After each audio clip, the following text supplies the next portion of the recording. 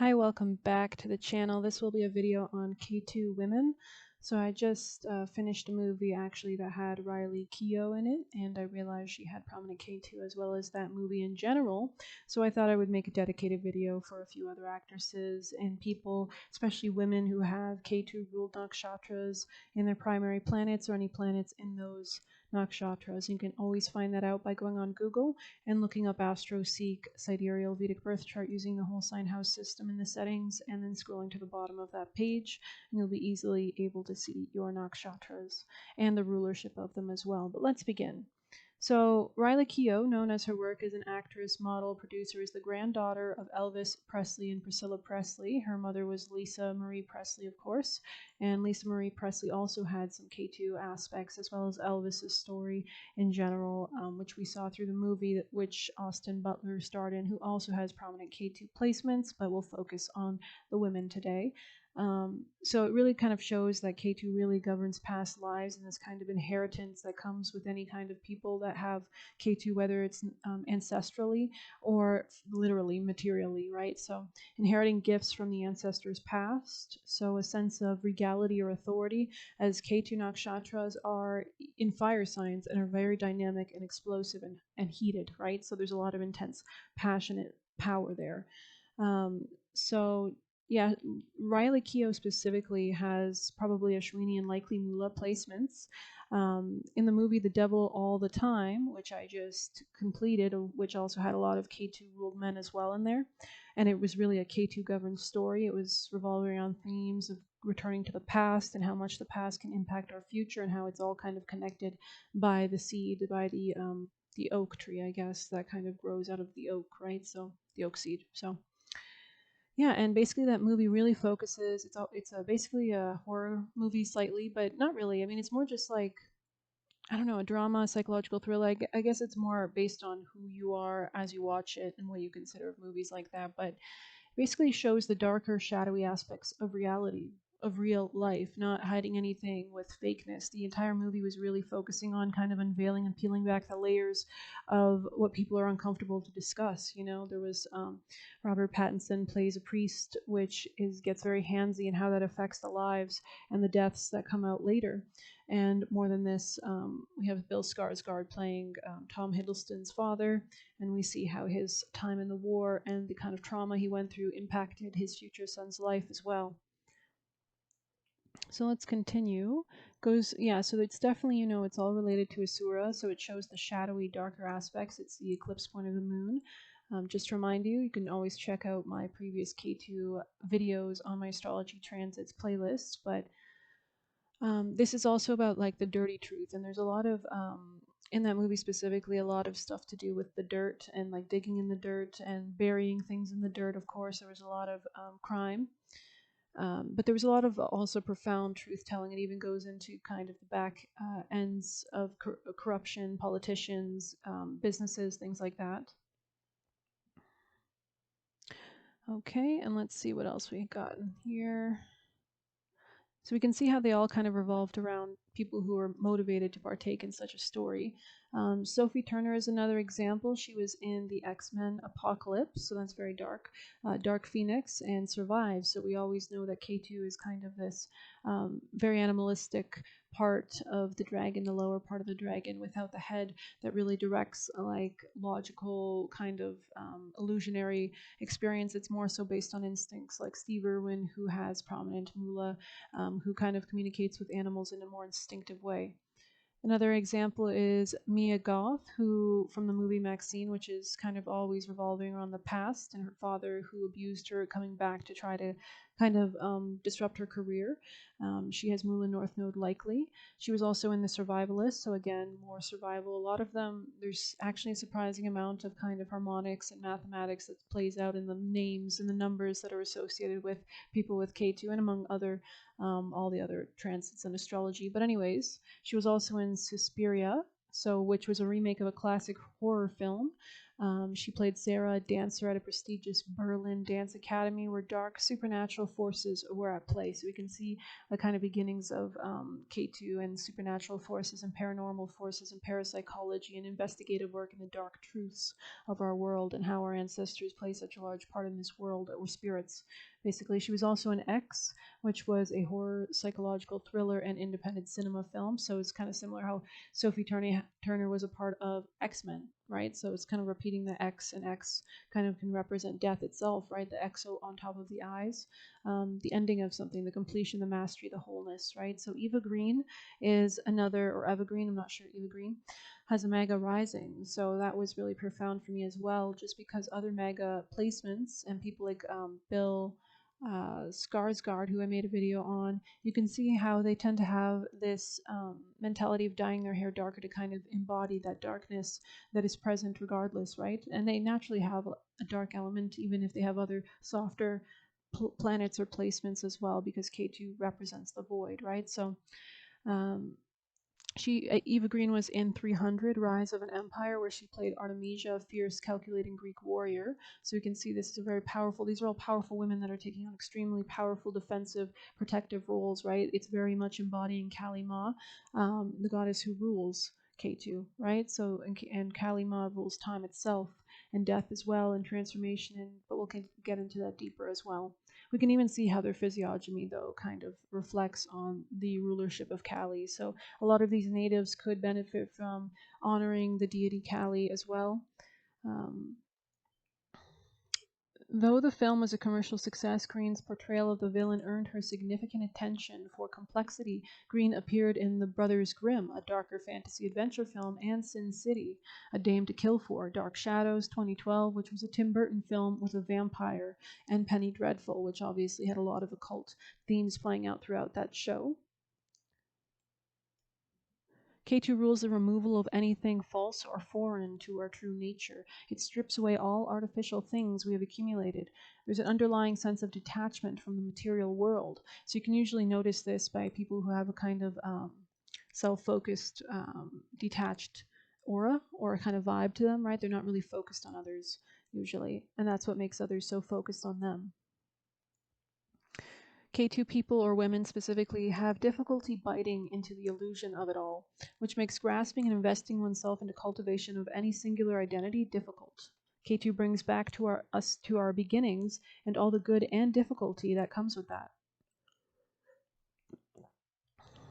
So it's like you kind of inherit this amount of power from your ancestors and this kind of innate kind of spiritual gifts and intensity, because K2 is extremely hot and heated, but this can either go one way or the other. We can either challenge it into immense power and control, or it can kind of burn us and kind of cause us to let go of things that, you know, maybe our ancestors were a part of.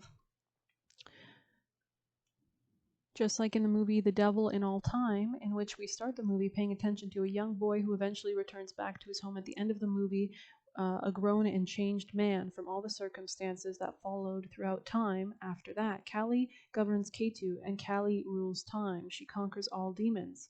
Ketu and Kali play in the process of transformation, liberation, and spiritual awakening. The demon being Rahu, or the Asura, but I guess Ketu is also part of the Asura, but I still consider not really, because we know from the myths of Kali that Kali is the one who slays Asuras, and if Kali rules Ketu, then that doesn't really correlate for me. So I usually associate Rahu as being the Asura at this present time, just because it basically checks out. I've met people with prominent Rahu, and because they're always chasing something, they can kind of even get possessed by that which they are chasing, whereas Ketu is detached. People with Ketu nakshatras are willing to detach from the material kind of pursuits or the kind of lineage that they have in order to let go of things and clear their lineage, right? So to become new, right? So whose greed pushed him for more and more material things, that's the demon, accruing more and more new karma, which is something associated with Rahu, which likely causes reincarnation. The demon blood that multiplies into more demons required someone as strong as Kali to kill and swallow all the demons up, every single drop of blood. Her name comes from the Sanskrit word kala, meaning time. Kali is referred to as the embodiment of time itself. She is a reminder that all things, including life and death, are bound to the same time and are ultimately transitory. Kali is often considered part of the Tridevi, the three goddesses, alongside Saraswati, goddess of wisdom, Lakshmi, goddess of wealth. While Saraswati and Lakshmi represent positive qualities, Kali's role is to balance the universe by eliminating the negative. We can't have good things if we have a bunch of bad things taking the space of all those good things. We can't have health if we have disease, right? And a lot of Kali religions tend to kind of enjoy embracing the darker side of reality to kind of, I don't know, just see the truth of it. So there's a lot of Indian holidays and spiritual practices. I think it's in Bengal that they celebrate Kali a lot, but I could be wrong.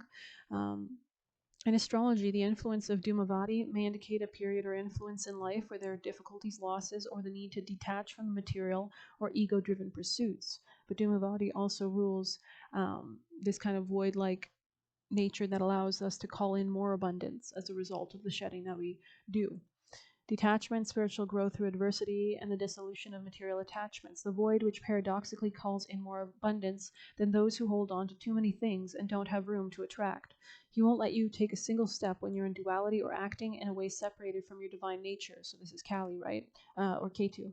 In this way, separation is the key to unity, which Ketu rules. So a lot of Ketu people always are kind of trying to like kind of break away from their past lineage, I feel like, in order to come into their own power, right? In stripping you of falsehoods, he keeps aligning you back with truth.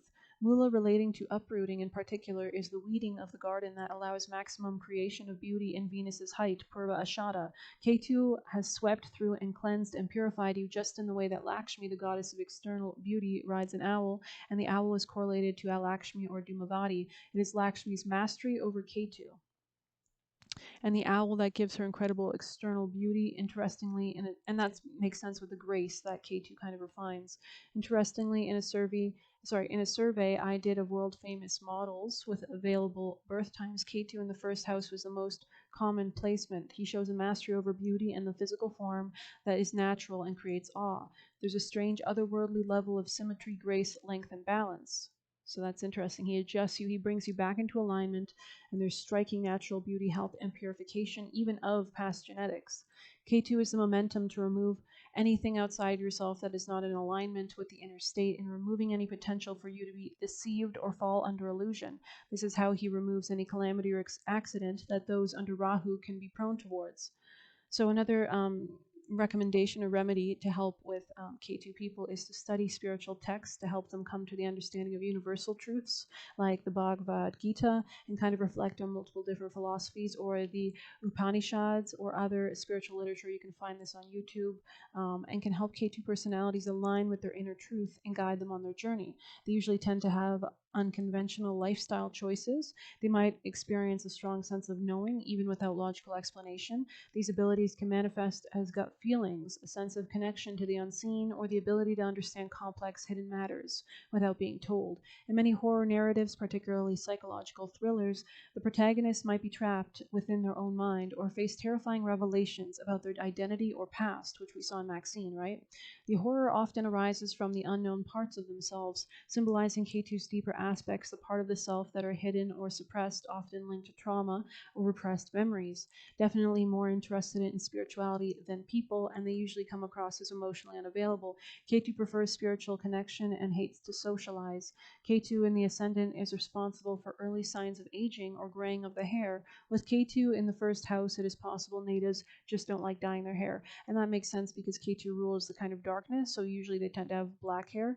And of course, black with gray looks great. I mean, any color with gray looks great, but yeah, Eva Green's childhood, was influenced by the art. Her mother was a prominent actress in France and exposed her to the world of acting early on.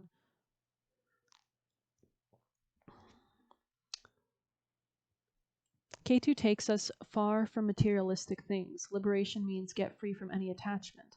They tend to reject conformity or conventionality. They prefer distance or periods of distance with partners. Their analytical minds, intuitive insights makes them effective in fields like IT, jurisprudence, okay, anyways, psychology and the occult. They may also be drawn to ascetic practices, seeking higher states of consciousness through fasting, meditation, and other forms of self-discipline. At their highest development, K2 don't, well, not really like self-discipline. I would say it's more about like kind of leaning into the wildness and chaoticness of it all.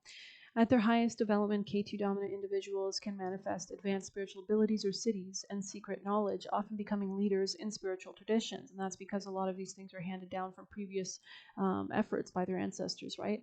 K2 or the South Node is a combination of all our past lives and events and ideas from all incarnations and unresolved energies that are there to propel us into the future. If afflicted, it can be a burden from the past and impinge on our present life, hence the need for Kali Ma to kind of from the ashes reborn. K2 has no head and it feels with the heart and reacts instinctively, emotionally, and intuitively rather than intellectually. The deepest purpose of K2 is connect the conscious mind to the subconscious and open up to the mysteries to unlock spiritual quests. It tends to be rather unconscious and they might have little awareness of how it appears in the world, so they're not really conscious of their clothing or appearance. Many K2 people rejoice in wearing tattered or torn clothes. They might even be drawn to things that are naturally broken down or kind of goddesses that are associated with the darker elements like Hecate, which actually like to take in things that are abandoned or things that are away from the past, like antiques, and kind of work with those to restore them or maintain them, right? And may not even realize it's a problem to other people. K2 represents an accumulation of past life gifts and talents from past lifetimes that we have perfected over a series of incarnations, and that which comes naturally in this lifetime. So they can seem almost wiser for their age as well, a lot of times, even at a younger age, because they are so connected with their past lives. Strangely enough, there was also a Jane Grey, who was played by Sophie Turner in X-Men, right, as the kind of Dark Phoenix element, who was related to Henry VIII. So it's interesting who, as such, he was a Ketuvian himself. He had strong K2, and it's interesting how the same names play out in real life and in stories regarding K2 natives. She, yeah, Sophie Turner has a Shwini placements, right? Right, this shadow graha or K2 corresponds to the number 7. People with birth numbers 7, 16, or 25, so anything that adds to 7 or anything revolving or relating to that, are under the influence of this planet. Outwardly, the element of fire is expressed in them, a toned physique and insight in the look, although it can sometimes look aloof or directed inward. In the planetary hierarchy, Ketu is associated with the role of the army or defender of the state. And if Mars is a clear army, then K2 is a special service or counterintelligence or security. So some of them might have a lot of secrets in their past lineages. They could have had relatives or people around them that were part of those services and kind of secret type things. They also might work in these areas as well. But and it's because they kind of are so detached, right? They're not one to kind of want to flaunt or show off anything, right? It's natural for them to be more hidden. But unlike his brother, Ketu is not motivated by internal dissatisfaction, right? A lot of Rahu people tend to have this anxiety of always wanting more, more, more because they have no stomach. They only have the mouth of the dragon, so they can't really contemplate or kind of digest a lot of things. So they kind of always want to just feed, basically. He gives psychic abilities to those who are under his influence and endows them with mastery in the art of treating with herbs, spices, food, and in tantric healing in the treatment of people possessed by evil spirits, ghosts, or astral forces. So we obviously see a lot of like natural exorcists here, but Edgar Cayce, who also used to heal people by using the trance state to talk to doctors and heal these people.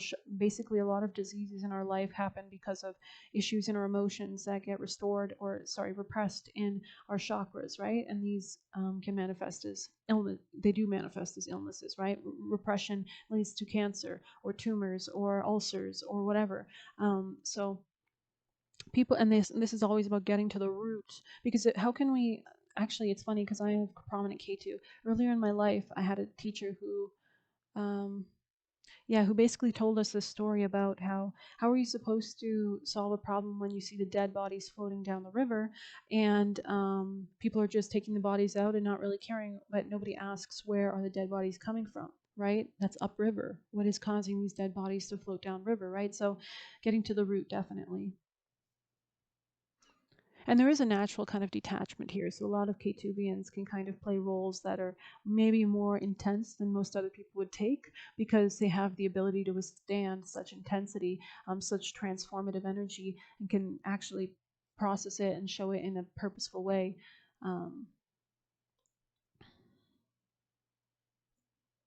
People under the influence of K2 also have the ability to enter unnoticed or blend into the crowd as well. Ganesha will also be extremely important for Ketu, as Ganesha is the elephant boy who was beheaded and had his head replaced with an elephant, right? So, but more than this, he also rules the removal of blockages or the removal of demons, getting to the root, right? So, fasting is also good for these people. A lot of Ketus kind of want to go on a spiritual pilgrimage or go on a walkabout.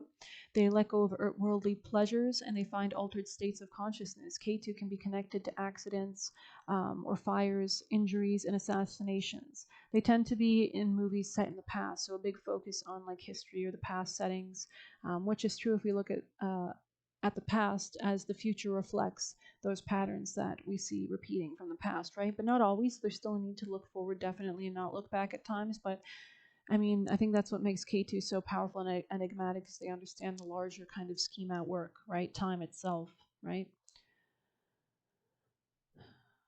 Basically, Ketu people are born to kind of let go of the past eventually, or understand it so they can usher in a new era for their lineage or their karma.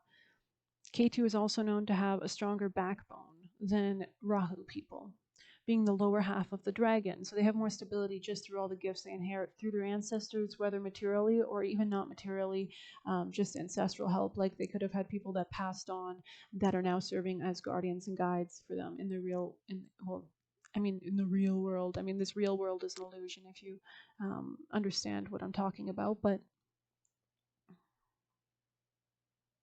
yeah, versus Rahu without any grounding or stability. Let's see, there are very powerful ancestors. Interestingly enough, Elvis's life was also about how his own twin brother died and supported Elvis's rise into fame.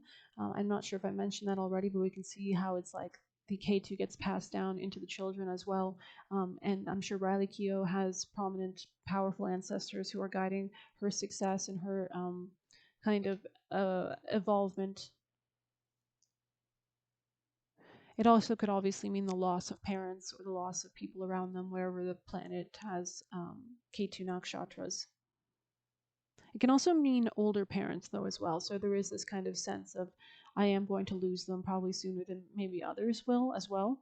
So there is more of that stability and groundedness, as older parents tend to have the maturity and wisdom that they give to their younger children, who can utilize that maybe more so than people their age who don't have that sense of backbone or familiarity with the past and the wisdom of the past, right?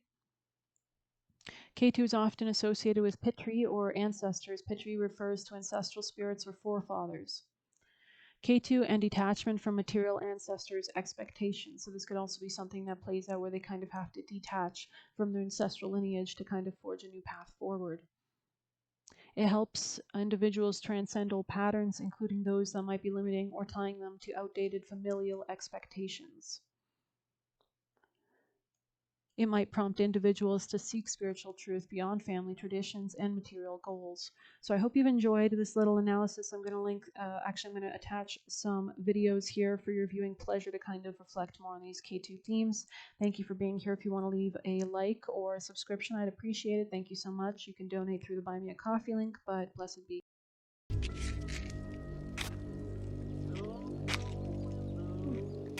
Oh, shoot.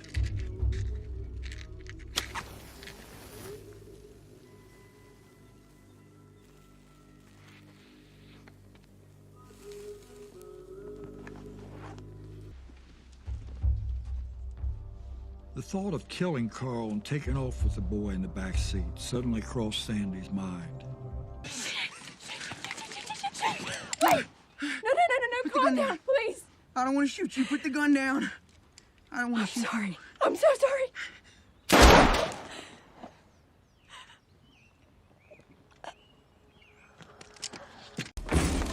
Polly and Costello! Your father killed your mother, then killed himself. He ran away from a foster home in Oakland, December 1990. Arrests, Denver, soliciting. Have a possession of crack cocaine. Assault with a deadly weapon.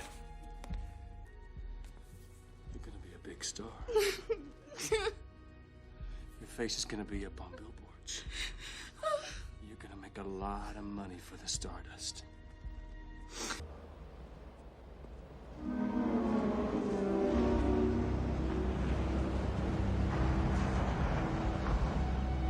Miss Trammell?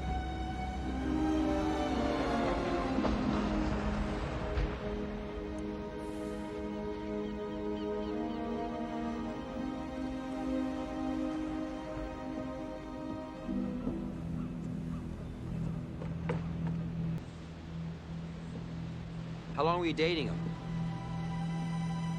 I wasn't dating him. I was fucking him. So read me my rights and arrest me.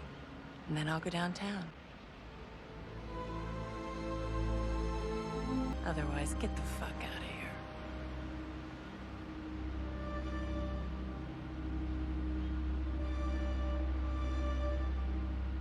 Please.